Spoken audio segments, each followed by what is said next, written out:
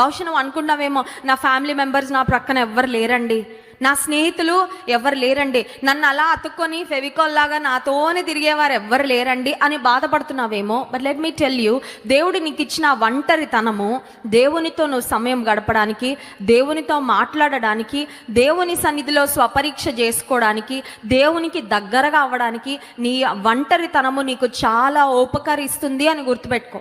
ఒకవేళ ఒంటరిగా లేకపోయినా కొన్నిసార్లు అందరినీ పంపించేసి అందరి నుండి ఫ్రీ అయిపోయి, యేసుక్రీస్తు ప్రభు కూడా ఈ లోకంలో జీవిస్తున్న కాలంలో బహుజన సమూహములు, గుంపులు అంట ఆయన ఎక్కడికి వెళ్ళినా.